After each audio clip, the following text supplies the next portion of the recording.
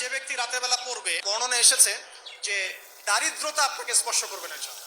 সুদ খাচ্ছে কি জন্য? টাকার জন্য তো নাকি? টাকা পয়সা ধন দৌলত করবেন, এই তো আপনার উদ্দেশ্য নাকি? এই জন্যই তো মায়ের সাথে জানা করছে, তাই তো? আল্লাহ বলছেন সূরা ওয়াকিয়া পড়েন, আপনার দারিদ্রতা দূর হয়ে যাবে। বিশ্বাস হচ্ছে না? রিজিক কার হাতে?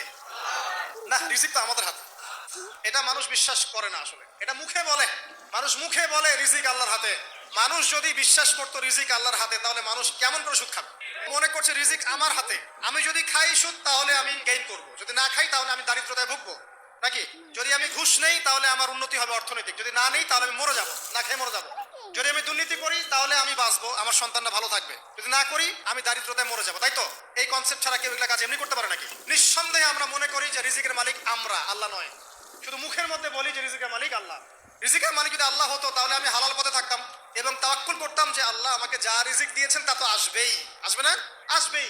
আপনাকে যদি আল্লাহ পাক লালমনিরহাটের 100 একর জায়গায় যত ধান হয়, এতগুলো ধান যদি আপনার আমল নামায় লেখা থাকে, মানে আপনার আমল নাম হচ্ছে রিজিকে, তাকদিরে, তাকদিরে আপনার তাকদিরে যদি লেখা থাকে যে আপনি 100 একর জমির ধান খাবেন তারপর মরবেন, আছে না লেখা?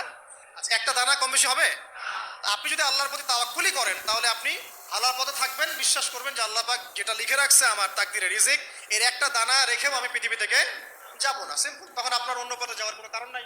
আর যখন আপনি বিশ্বাস করবেন না, না এটা আমার হাতে, আমি যত পরিশ্রম করব তত রিজিক বাড়বে, আমি যত ঘুষ নিব তত বাড়বে, রিজিকের এই পুরো দায়িত্বটা আল্লাহ পাক আপনার হাতে ছেড়ে দিবেন।